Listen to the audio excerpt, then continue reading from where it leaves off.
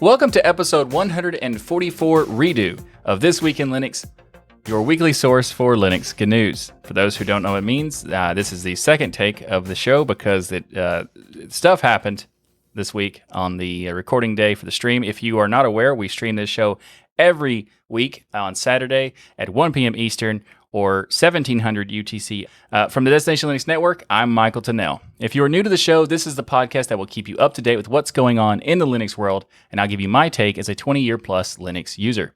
Coming up on this week's episode, we've got some big releases to talk about, such as GNOME releasing the anticipated and in some people's cases, dreaded GNOME 40. We've also got some distro news with Fedora 34 beta. We're going to be talking about openSUSE's MicroOS distro, and we've also got a new release from KaOS or KaOS Linux. I know it's not supposed to be KaOS, but I really want it to be. It's KaOS for those who don't know.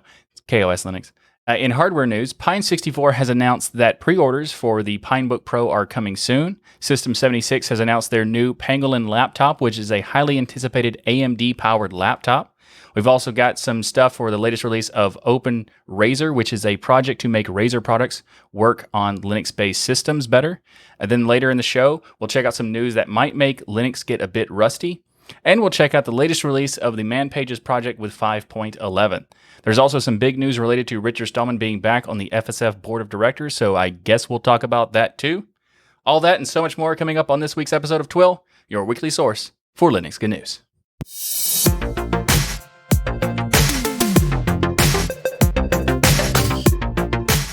Up first in the show this week, we got some desktop environment news from GNOME because GNOME 40 has been released. Before we get into that, if you haven't seen the interview with Neil McGovern from the GNOME project, he's the executive director of GNOME.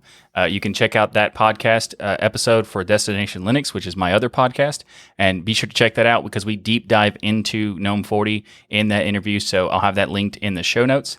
But first of all, the GNOME shell has had a lot of improvements. We got multi-monitor system improvements. The appearance of the app folders have been improved. There's also better interactions with dragging between different app grid pages, improved the overview performance, as well as made some improvements to the way that the secondary monitors handles workspaces. And I really like the way they do the workspaces at this point. There's a really cool way of doing it now. If you want to learn more, I talked about it in the previous episode. We also go into it a little bit in the interview on Destination Linux. And also, they have the new ability to start X-Wayland on demand when running under Systemd, which is really cool because it means that when an application needs X-Wayland to be running, then it will run it automatically rather than having to worry about whether or not it has support for it. And of course, this release also introduces the big change of the GNOME overview layout being changed from a vertical layout to a horizontal layout.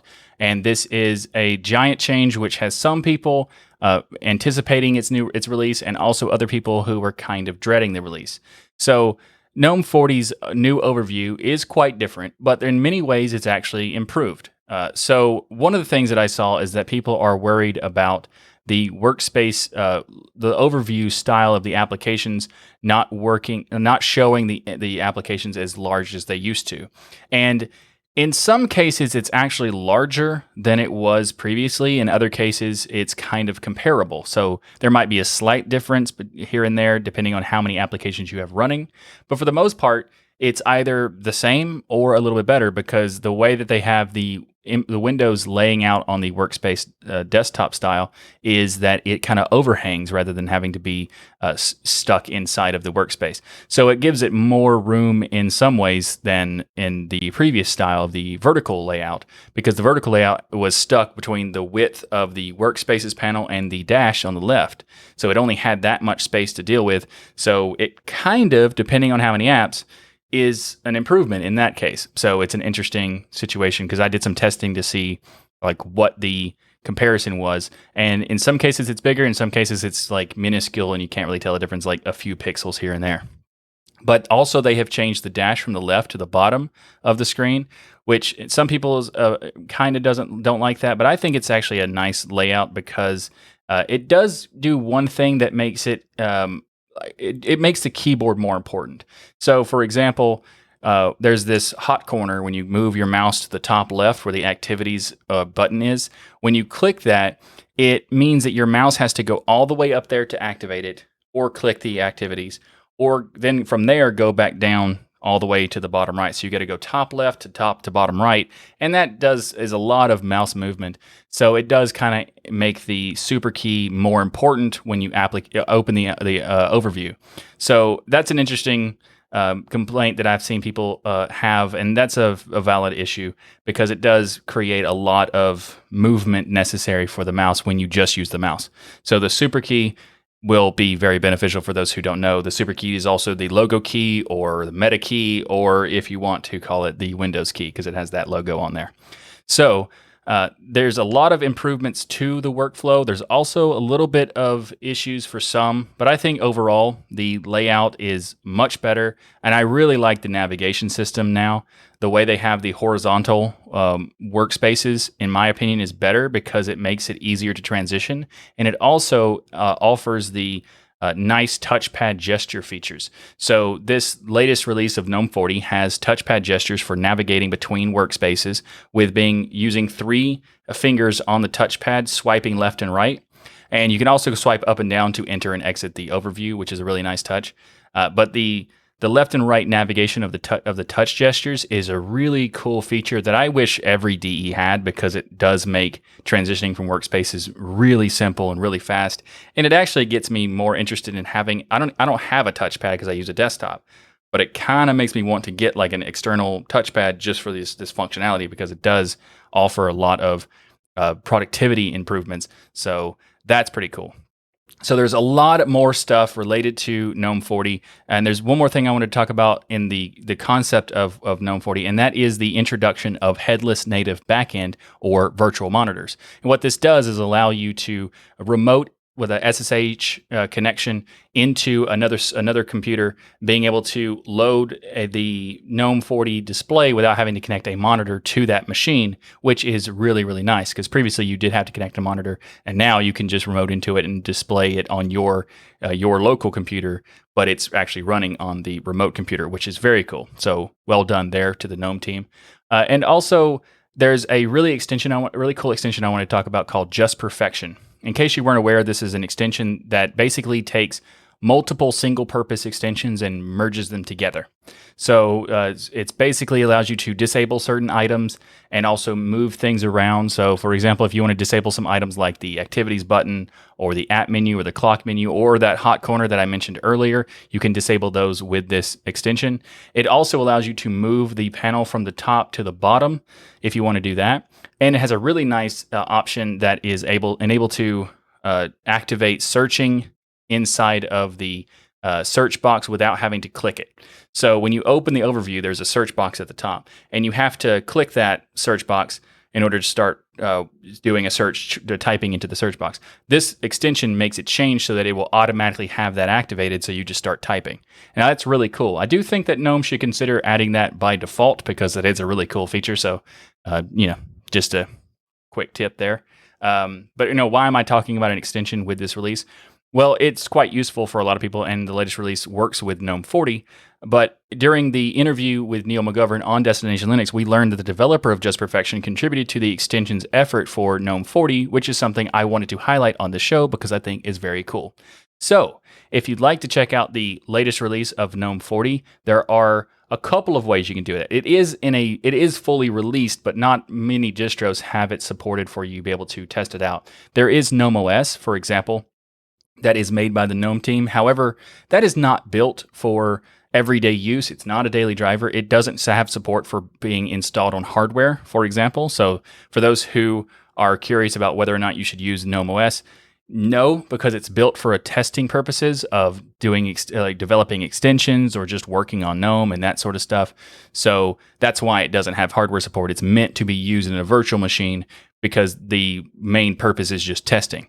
They also have options in Fedora and openSUSE. So currently in beta right now, Fedora 34 beta has GNOME 40, and also openSUSE has a beta version that you can use with the MicroOS. And we're going to talk about those later on in the show. but it's just something if you want to try it out, I'll have links in the show notes for the latest release of GNOME 40 to learn more, as well as the options that you can try it out if you want to. But if you want to try it out on the existing distro you have, you may have to wait a couple of weeks or even a couple months, depending on how fast your distro ships out new versions. So depending on what you have, it may be a while. It could be up to 6 months even in some cases. So just keep that in mind. This is really cool to see this is released, but depending on your distro, it may or may not be available to you. So if you'd like to learn more about this, I'll have links in the show notes. Up next in the show, let's talk about Fedora 34 Beta. We mentioned that in the GNOME 40 topic, that you can run the GNOME 40 in Fedora Workstation for the Fedora 34 Beta, which I have tried, and I downloaded the beta recently, and I tried it out to see, how GNOME 40 works, and I have to admit, it does have me pretty interested in trying GNOME 40, so well done there. And also, the Fedora 34 also has a lot of other cool stuff that I wanted to talk about. There are some small changes here and there, some performance improvements and that sort of stuff, but there are also some really big major changes for Fedora 34. And first of all, let's talk about the ButterFS changes. So that new installs with ButterFS now have transparent compression using ZSTD, which helps increase the lifespan of flash-based media by reducing write amplification for solid-state disks or SSDs. It also improves the read and write performance for larger files and reduces latency on regular hard drives. And the next thing I want to talk about is Pipewire. Now, Pipewire is awesome. I've talked about this in previous episodes. We talked about specifically that Pipewire was coming into Fedora in a previous episode. But this, for those who don't know, Pipewire is essentially replacing Pulse Audio and Jack to simplify the Linux audio subsystem. It also brings Pro Audio capabilities to the standard Linux audio stack. And what does that mean? Well, it allows you to do a bunch of cool stuff, including stuff that you can do with Jack. So if you're not familiar, Pulse Audio is kind of the basic standard audio system that everybody has. But there's also another one called Jack, and Jack is more for the pro audio style because it allows you to take inputs and outputs and mix them together and do all sorts of stuff with compressions and variety of things, and Jack is a really cool piece of software. However, getting Jack installed is kind of difficult. It's a little bit cumbersome to do so depending on your distro. Some distros already have it for you. Some of them are designed specifically for having Jack built in for you, and that's great, but if you need to do it yourself, it is kind of a pain. Now, the difference here is Pipewire, by default in 34, is awesome because it has the benefits of Pulse Audio as terms of like the simple standard type of stuff, but it also has pro capabilities like Jack, so you can do the input-output mixing and all sorts of stuff, which is very, very cool. And not only just that, Pipewire is having development for having the same kind of functionality with video inputs and outputs. So that's very cool, and I can't wait to try that out. But so far, there actually has been reports that some Jack-related applications work with Pipewire, which is just fantastic to hear. So I am so excited to try out Pipewire in the next release of Fedora. There's so many cool things that Pipewire can do that would make my workflow really, really improved. So I can't wait.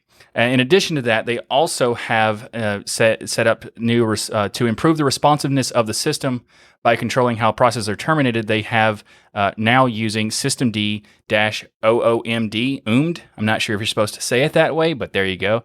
It allows you to have it changes the way that the processes are terminated in low memory scenarios with high memory pressure. And Fedora KDE Plasma switches to Wayland by default, which is a huge change because Fedora Workstation switched to Wayland a couple years ago when GNOME decided to switch to Wayland. Fedora also adopted that. But with KDE Plasma doing that, it's a big push towards Wayland, which is great because Wayland does need to have sort of, a push towards adopting it more in order to make it, there's an argument of the catch-22. Will Wayland be ready to go if no one is, testing it out and trying it and doing all that sort of stuff? And this is kind of a way of pushing that efforts farther, which is really great to see.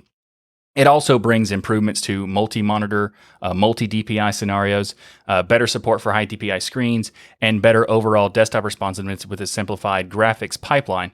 And Fedora Workstation, like I said, comes with GNOME 40. So if you want to try out GNOME 40, you can check out the Fedora 34 beta. I'll have that linked in the show notes, so you can check that out. And also, check out all the cool stuff that's coming in Fedora 34. Links in the show notes.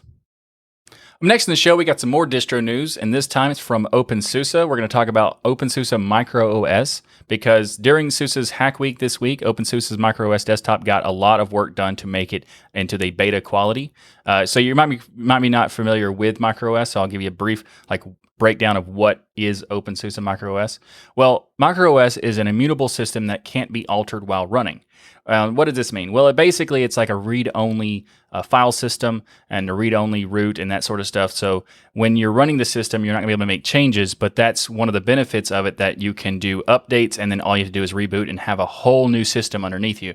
And it's similar to Fedora Silverblue, if you've ever heard of that. And I'm not going to go into the details about what's different about the two, because there's a lot different about the two.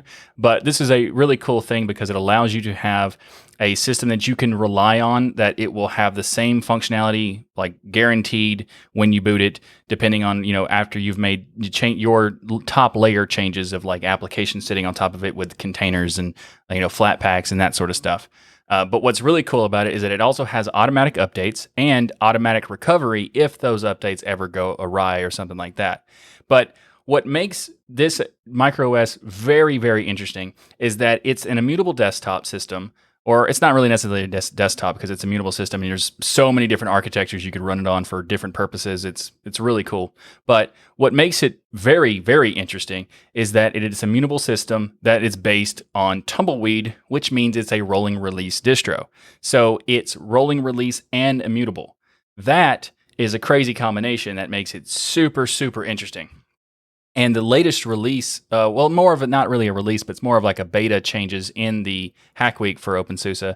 The latest changes, it now auto-configures FlatHub and installs the necessary Flatpaks on first login, which is very cool.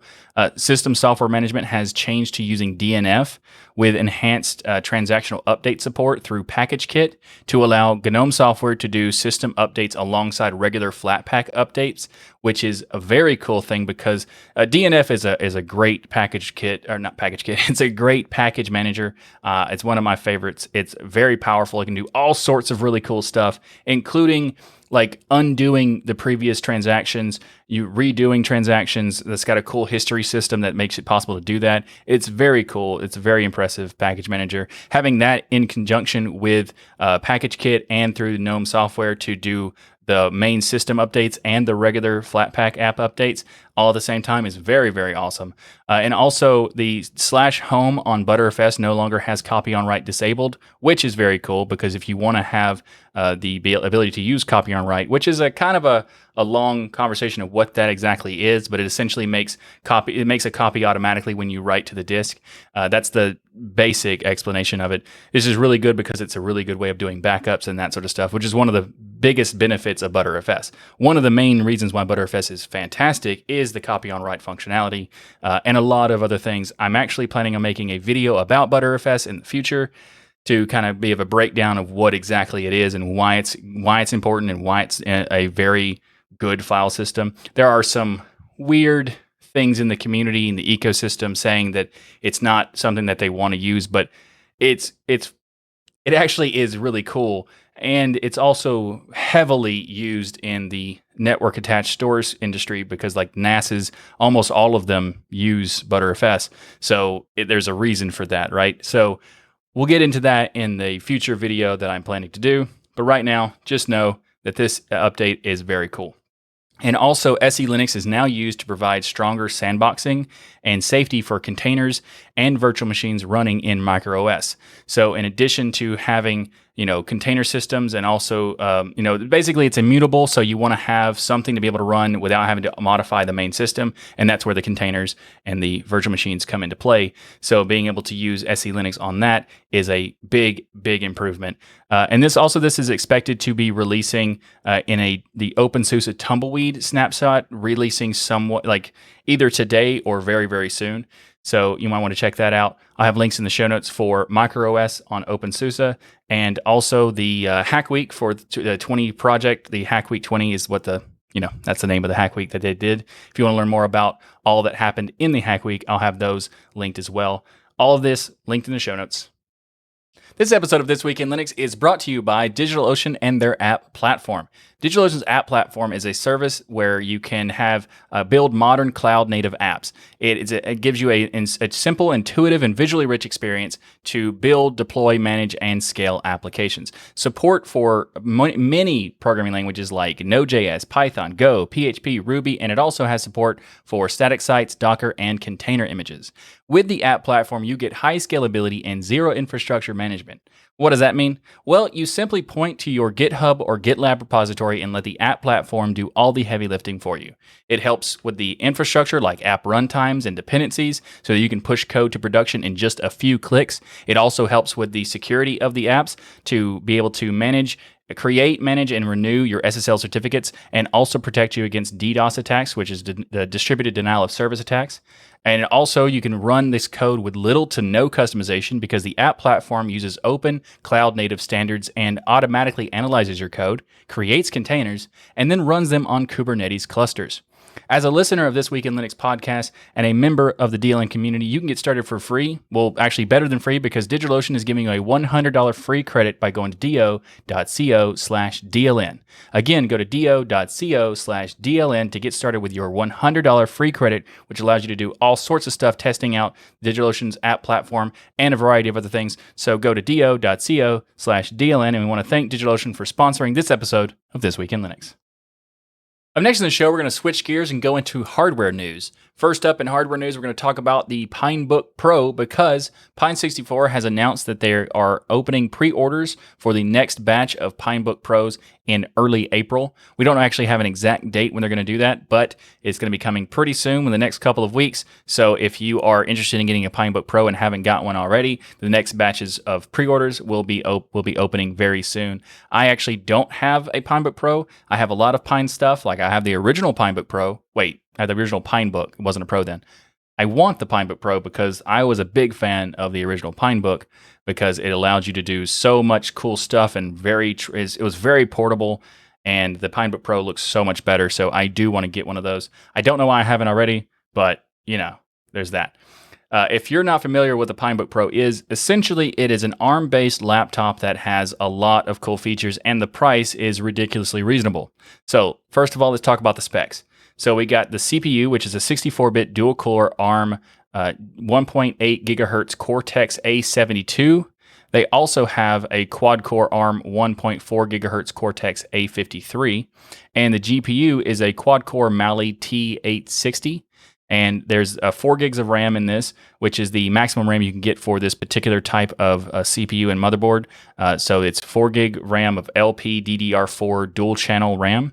It also has 64 gigs of flash eMMC storage, and it comes with Wi-Fi 802.11 AC. That's just, whatever. Bluetooth 5.0. It also comes with USB Type A ports and USB Type C ports, and it also has the ability to do an alternate mode with display out with DisplayPort on the USB Type C, which is very, very cool. Micro SD card slot. It has a headphone jack, which is rare these days. It also has a full-size ANSI keyboard. So, for example, if you're not familiar with the ANSI keyboard and ISO keyboard is, essentially it depends on what area and what region of the world you're in. The ANSI keyboard is the one that's most commonly referred to as the US type keyboard, and this particular one is the one that is coming. The pre-orders were beginning out for next April. Early April. This April is what I meant to say. Whatever. Nope. I'll leave it in. I'm not going to edit that. The other ISO keyboard layout is the UK type of layout, and I don't think that is a part of this pre-orders. I haven't seen exact clarification of whether that is going to be a part of it or not, but I don't think it is. But this is a really interesting thing because the Pinebook Pro is a really cool piece of hardware, and it's also going to be starting at only $219. That's it, $219. And we also talked about the PinePhone Beta Edition, though, for last week. So we talked about the pre-orders were coming, and they are now here. So if you are interested in checking out some more Pine 64 stuff, check out the PinePhone Beta Edition, which is available for $149 and $199, depending on which version you get. I really just suggest getting the $199 because that's the convergence package. And in addition to getting the convergence dock, which is a very cool dock, you could also get a 3 gigs of RAM and a 32 gig eMMC storage, which is basically an extra gig of RAM and double the amount of storage on the phone. So it makes more sense to get the $199 version of the phone. So if you are interested in checking out, I have links for the Pine 64 store page to be ready to get the pre-orders for the Pinebook Pro, as well as if you want to do it right now, you can get the PinePhone Beta Edition, which is available already for pre-orders. So links to all of that in the show notes.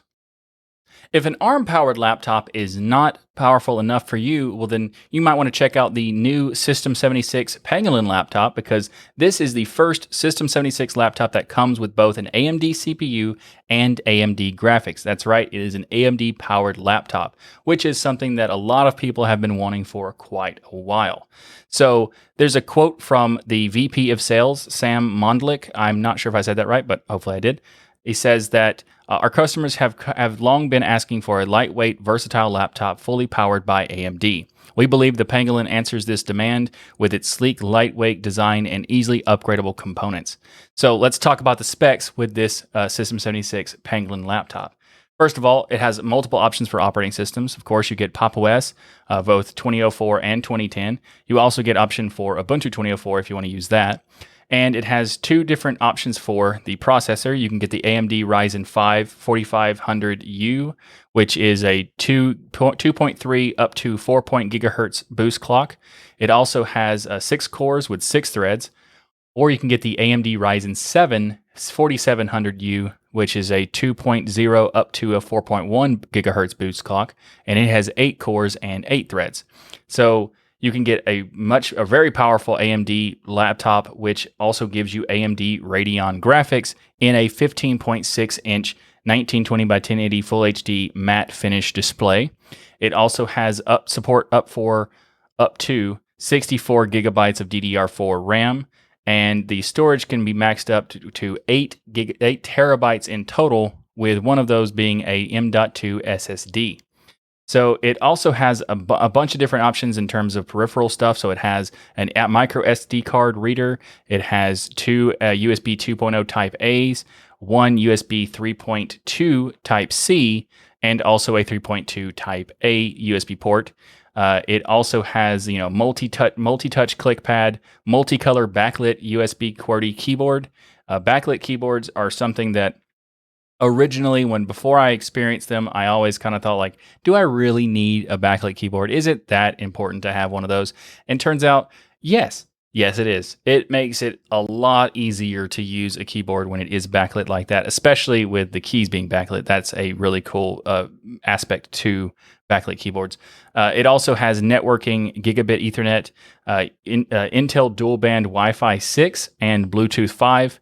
It has video ports for HDMI with HDCP support as well. And it has a 49 watt-hour battery.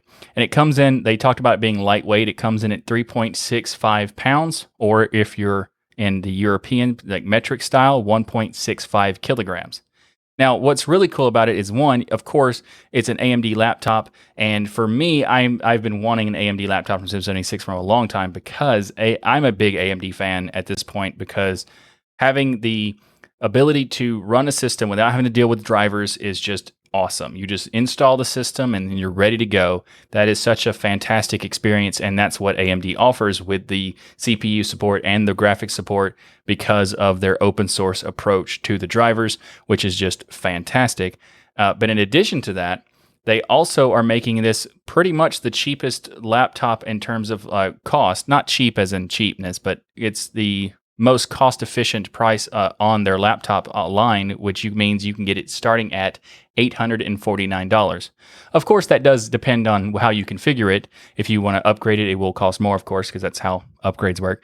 But it's giving you a really powerful machine at a really reasonable price, which is really cool to see. So if you're interested in checking out the System76 Pangolin AMD-Powered Laptop, I'll have links in the show notes below.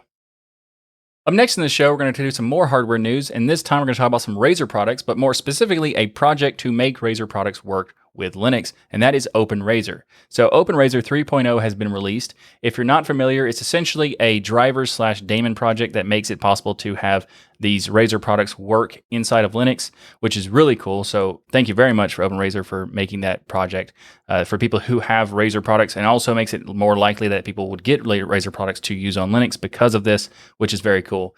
And they do make some pretty cool products, so there you go.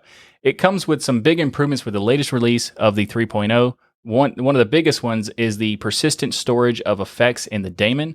Previously, the front ends had no way of reliably getting the effect that a device had set, and support for DPI stages for mice was not always reliable in terms of getting that information too. So this persistent storage drastically improves the usability of the daemon, which is fantastic. There's also some bug fixes for the Tartarus V2 and the Cynosa, I probably said that one wrong, V2 as well device.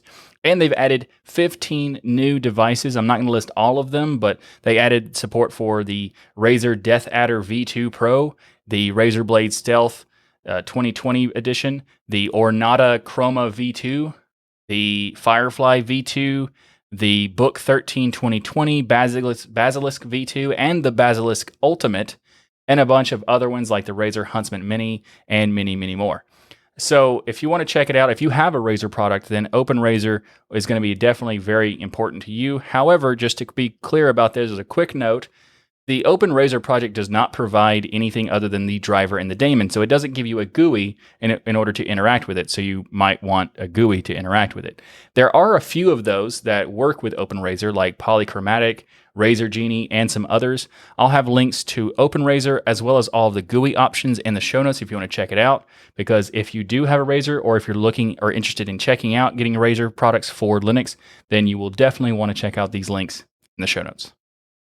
This episode of This Week in Linux is brought to you by Bitwarden. Get started right now with your free account at bitwarden.com/DLN. A password manager is very important software that allows you to have peace of mind knowing that your online accounts are secure. How does it do that exactly? Well, securing online accounts is very important these days. There's actually people who will sometimes say that they use the same password everywhere, and that is the worst possible way of doing passwords. What you want to do is actually have a different password for every account on every website that you sign up to. And now that does make a lot of sense as a policy, but without a password manager, that can be a very painful thing to do. And that is where Bitwarden comes in, because Bitwarden solves all of this by providing tools to store your passwords in a secured vault, auto-generate those passwords, even automatically fill in those passwords for you on login forms so you don't have to do that, which is really awesome, and allows you to do it on multiple different devices. You can have access to your data across many types of devices, like web browser on your desktop, using their mobile apps, using a desktop application, or even on the command line. That's right, it also works on the command line. Bitwarden also seals and encrypts your private data with end-to-end encryption before it ever leaves your devices, so you know you're the only person with access to your data. Bitwarden is the password manager that I use and trust, because in addition to all of these great features, it also is 100% open source software. That's right, 100% open source software, which means that the security and the features can be vetted by the community and also improved as well. And they don't just stop there. They could stop there, but they don't. They also bring in third-party security firms to audit their code to make sure it is as safe as possible. So go to bitwarden.com/DLN to get started with your account. And I also think you want to check out their premium account, because with just $10 per year, that's less than $1 per month, you can get 1 gigabyte of encrypted file storage, 2-step login with YubiKey, U2F, Duo, Vault Health Reports, Bitwarden Authenticator, which is for temporary one-time passwords, and also primary customer service, as well as a bunch of other stuff. So make the smart move like many from the community have and go to bitwarden.com/DLN. Lets you get peace of mind for your passwords and other sensitive data while also supporting a company that truly gets open source. Sign up for their $10 per year premium account to let them know that you appreciate them supporting open source and supporting the This Week in Linux podcast. Again, go to bitwarden.com/DLN to get started. And thanks again to Bitwarden for sponsoring This Week in Linux. We've got some more desktop environment news this week. So KDE Plasma 5.22 is introducing some interesting stuff in their next release. Nate Graham shares with us some great news on his This Week in KDE blog post. There's, for example, there's a variety of Wayland session fixes for KDE Plasma coming in 5.22, which is great, especially with the Fedora 34 introducing Wayland. So having more features and improvements on Wayland side is fantastic to see. They've also done something that is really cool by doing disk fail warnings with the smart system. So it basically is being able to track with the smart tools if your system is going to fail or your disk specifically is going to fail. It can give you a warning prior to that happening, which is fantastic to see. And in addition to that, they also have a new quick settings page that is being added to KDE system settings. So this is great. So when you open system settings, it'll give you an initial screen when launching the settings that will show you a different bunch of options that are like the most commonly used settings, such as light and dark theme switching, being able to choose between single click and double click on the mouse, being able to choose between having the file indexing enabled or disabled. You can also change the animation speed for various animations on the desktop, as well as having access to change the wallpapers and some other stuff. It's fantastic news. It is kind of a common complaint for people who have just get into KDE Plasma where they see all of its power and all of its features, but also it's kind of overwhelming in some cases. And I think this is a great step forward for simplifying the settings. Hopefully they'll be able to make a full system settings quick style, or like a regular user versus advanced user sort of thing in the future. That'd be great. But this is a fantastic thing to see for quick settings, to making it really easy to do the most commonly used things in the system settings. So really happy to see that. And also inside of system settings, when you start using other things, you can quickly and easily get back to the common settings by clicking on the home button, which is also really cool that they've done that. And if you want to check out the rest of the This Week in Linux, wow, I did it again, even in the reboot. This Week in KDE blog post, if you want to check out that, then check out the links in the show notes. Up next in the show is the latest release of the distro that I always want to say the wrong way, but it's KaOS Linux. This is the latest release of 2021.3. And I usually, if you look at it, it kind of looks like KaOS, so I kind of want it to be KaOS. It's not. It's KaOS, so clarifying that. Also, this latest release has been updated to be powered by the Linux kernel 5.11 and KDE Plasma 5.21. There's actually still not a lot of distributions that have 5.21 available, so that is very cool. So if you want to check it out, KaOS might be one to check out. They have, with the 5.21, it has, of course, the new application launcher with the 2-pane system. It has the improvements to accessibility across the board. It has the new Plasma system monitor and a lot more. If you want more information about the actual release of KDE Plasma 5.21, we covered that on TWIL episode 139. So I'll have that linked in the show notes if you want to check that out. And also in KaOS, they have updated the KroSO tool, which is a welcome tool, which KroSO is Welsh for welcome. So there you go. This is basically a way to help with configuring of a new install. And it's very nice. It makes it a lot easier to make changes when you first install the distribution. It's a really cool tool. And I think that all distributions should have some sort of welcome tool or a tour system or something, so that you kind of like be able to walk people through using it the first time they install it. So hopefully the more distributions adopt this sort of stuff. So I'm really happy to see that KaOS has that. And they also have improvements for performance and updating databases for KCP, as well as parsing package builds with KCP. And for those who are not familiar, KCP is the term that they use for their community ran package build system. It's kind of like the AUR, although it's not the AUR, but you can kind of compare the two in terms of like what it is and how it works and that sort of stuff. KaOS Linux for specifically is not based on Arch. There are a lot of people who think it is, but it isn't. It does have some Arch-related tools, and it does have the KCP, which is similar to the AUR, and it does use Pacman, I'm pretty sure. So it's kind of like it makes people think that it is based on Arch, but it isn't. But it does share some similarities for sure, though. So KaOS Linux is mostly focused on KDE and Qt. So the majority of the packages are based on this combination. But it's kind of interesting because for a long time there were some people saying that with KaOS you couldn't get GTK, and that might have been true in the beginning.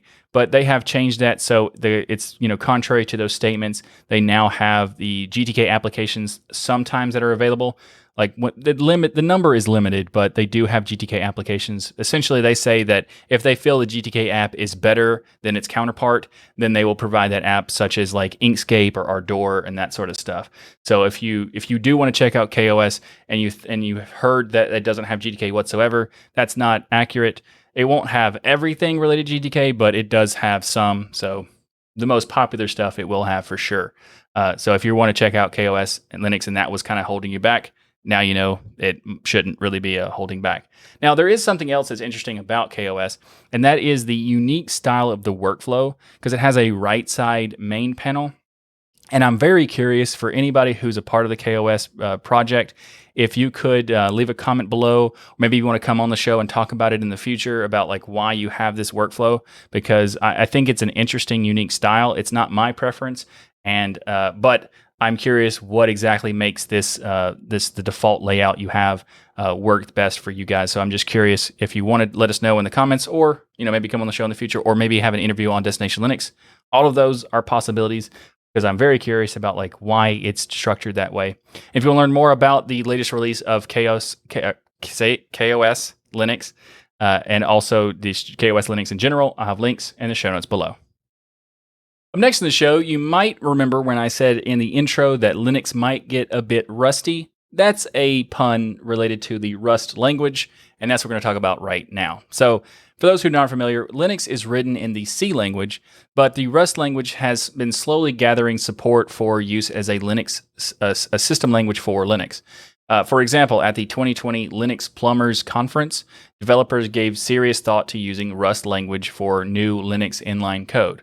So Rust is being used in some things already, like for example, Amazon's Bottle Rocket Linux for containers uses Rust in a lot of ways.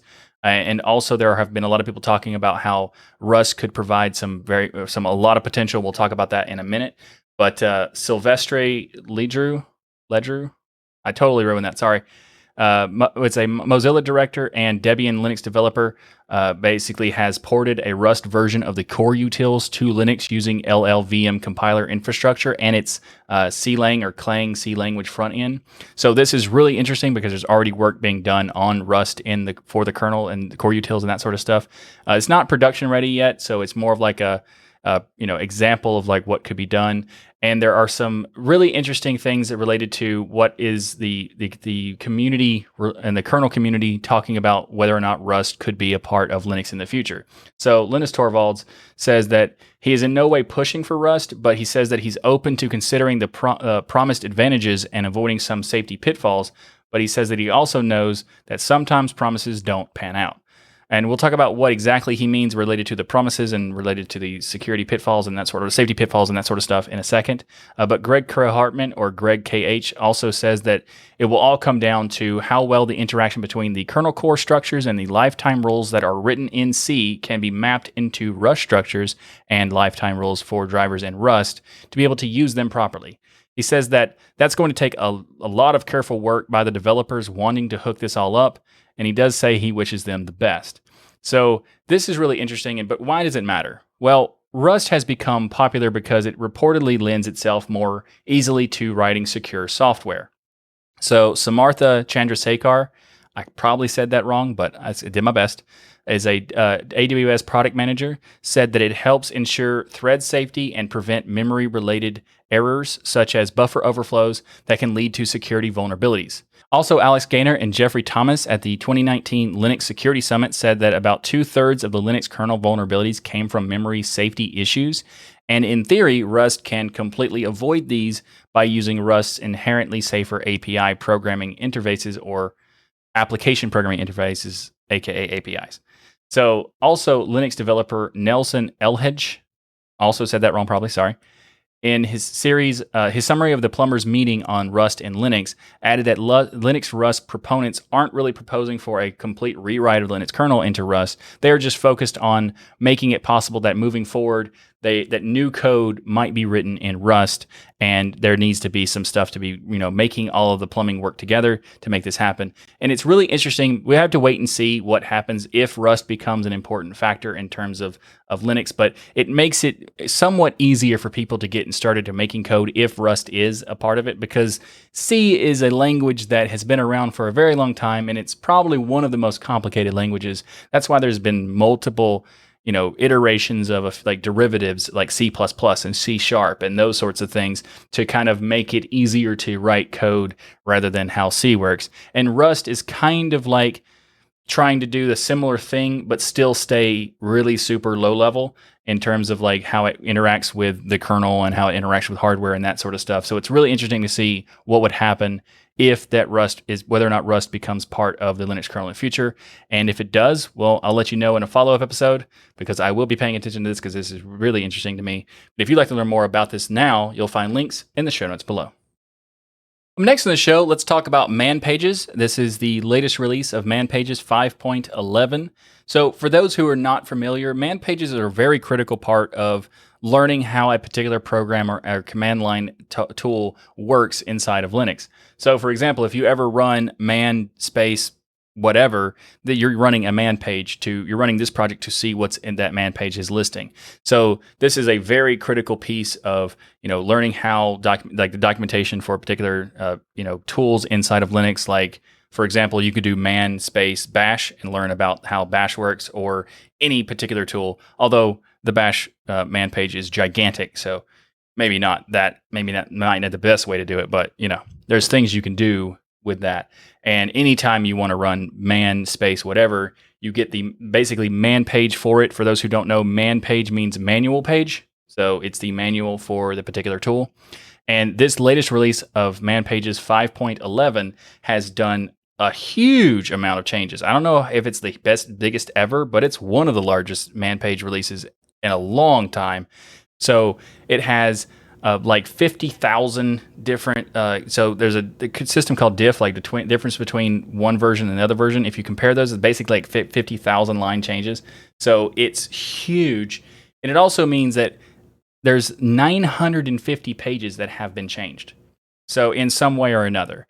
So that's basically 90% of all of the pages, which is a huge number. And it's just something that it's not really talked about that much in terms of like the project itself, because it's so low level that you don't really, run into, experience it that much. So when I saw this release, I just had to talk about it because it's such a huge, important tool for learning about different different command line tools and that sort of stuff.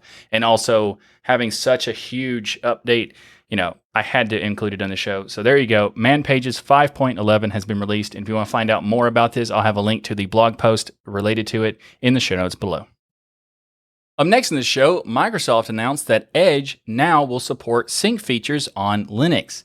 The latest dev builds of Microsoft Edge for Linux supports sign-in and sync using the Microsoft account. Now, it only uses the Microsoft account, so there are other ways to do accounts, but if you don't, it's specifically a Microsoft account system. So if you want to use it, you do need to create an account for that. You can only sign in and sync using a personal Microsoft account, and you also need to be running the latest version, which is currently 91.0.83. Nope, just rolls right off the tongue. Version 91.0.831.x or later, because sure, why not? And you may need to also enable some stuff for the sync feature to work. So you might have to go in, if it's not working, depending on what version you try it, and basically whenever you watch this episode, if it's not currently available, you may have to go in to change some flags. So you have to go to edge://flags in the address bar. I'll have some more details in the show notes.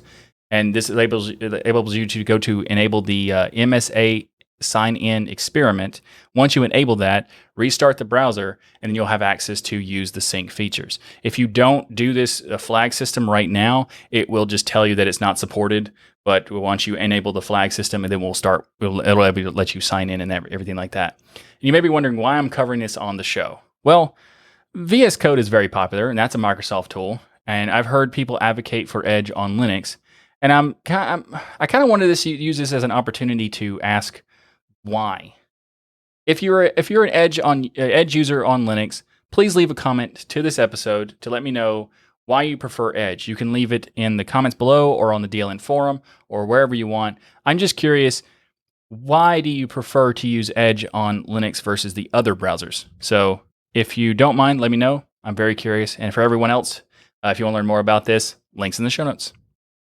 Up next in the show, more Microsoft news, because I'm sure you couldn't get enough from that one topic. So, Microsoft is set to maybe acquire Discord. There are reports that say that Discord may be acquired by Microsoft for more than $10 billion. In an article on Bloomberg, which cites anonymous sources familiar with the matter, just gotta love that term, Microsoft are apparently in talks to buy Discord for more than $10 billion. VentureBeat wrote an article that claims Discord has been exploring options for a sale and has signed an exclusive acquisition discussion with one party, though this party has not been disclosed. Earlier this month, the Wall Street Journal talked about how Discord revenue has increased quite a lot to $130 million in 2020 from $45 million in 2019, but there are also reports that due to the expenses of running the service of Discord that it's not actually profitable yet. So if Microsoft did acquire Discord, it's not expected that much changes will be for Linux users because it's already an Electron-based application that doesn't require a ton of upkeep to continue Linux support. But some people are saying that based on their acquisition of GitHub and improvements there, that there may be possible that we could even see improvements to the software on Linux. Now, for a long time, there has been this Microsoft Hearts Linux meme/debate about whether or not Microsoft has changed. And I think it is safe to say that Microsoft aren't exactly the same as they used to be when it comes to Linux, because they do have Teams and VS Code and Edge all on Linux now in some form. I'm still very, very skeptical of Microsoft these days because, decades of being awful required decades of being good, in my opinion. And while they have changed, I wouldn't really classify them as good. They are still doing some weird stuff, even like telemetry of Windows 10 users excessively and a bunch of other things. So while they have changed, it's not really a big change. It's like certain parts they've changed with it. And like, for example, I think VS Code and Edge both have telemetry built into them. So they work in Linux, but they also have telemetry. That's why VS Codium exists and etc. So, there's that. They are different. They're still Microsoft though. So that's my opinion on it. How do you feel about this? Let me know in the comments below or on the DLN forum thread, which we'll have linked in the show notes. I'm just curious, what do you think about whether or not Microsoft buys Discord, or if someone else buys Discord? What do you think about what would happen and how you feel about this kind of news? Let me know in the comments below. Next on the show this week is a rather controversial topic, and that is Richard Stallman has announced that he is back on the board of directors. They announced this past weekend on FSF's LibrePlanet conference, and he's announced that he is back on as a member, not as the president of the board. So if you're not familiar, Stallman is the founder of the FSF in 1985. He served as the president until the resignation in 2019. The resignation is because of a lot of factors that are explained in the open letter that was released to the FSF, basically requesting for his resignation and the resignation of the entire board of the FSF. So if you want more details about this, there's a ton of stuff. There's also an appendix attached to the open letter if you want to check out the actual sources for the things that they put in the open letter. There's been over 2,700 people that have signed the open letter. There's also a letter created for support, but, of course, that's, contrary is going to happen. So that's where the controversial stuff comes in. And it's there's a lot of topics that related to that are an issue of the open letter. So a lot of people have promoted it as a cancel culture concept or a censorship concept. And the response to that typically is, on one side, they're saying it's just cancel culture and they're just trying to find a reason to get rid of him. But on the other side, they're saying that the reason why they wanted it is because of consequences of actions, is that they've stated that he has done multitudes of things over the years and has said tons of things over the years that are very objectionable and also do not put him in a position to be a leadership factor. So one side is basically saying that this one particular instance is not worthy of getting rid of him, and the other side is saying that's not the only reason. There's actually many, many reasons. So it's more of a consequences of what he has said and what he has done rather than trying to cancel him. So that's one perspective, and that's the other perspective. My opinion, if you want to have a discussion on it, we can do it on the next live stream. Feel free to come to the live stream and talk about it if you want to. But I think that there's very good points to say that Stallman has done a ton of good things over the years in terms of like creating the FSF and creating the free software movement. I disagree with the term free software because that's automatically building in an argument every single time you introduce it to someone. They should have called it Libre software. So that's a problem. But he still did create the organization, which is good, and the movement is still something that is valuable to the ecosystem and all of that. So there are tons of great value that he has provided. But at the same time, they're arguing that while he has done great things, is he a person who should be in a leadership role? Should he have an opinion? Sure, of course. But should he be the leader is very different. And those are interesting perspectives. And I think that the leadership argument is very interesting because of other aspects of the things that he has done contradictory to the movement. So there are times where people have said that, his interviews or his conference appearances or his panel appearances, he's been very belittling and berating people and very abrasive to people. And that is not what a leader should do. So the argument of saying that he shouldn't be the leader is valid in that context. And also there are some examples of saying that maybe the FSF is because of all the backlash the FSF is getting, if they choose to not actually remove the board and remove him from leadership power, maybe there should be a fork of the FSF. And I think that's an interesting perspective. I think that the fork of the FSF making something called the Libre Software Foundation, the LSF, would be arguably more valuable because it would eliminate the free software confusion that's built into the terminology in itself. Because the fact that you have to explain what you mean by the word free every single time you say it, it's not an effective term.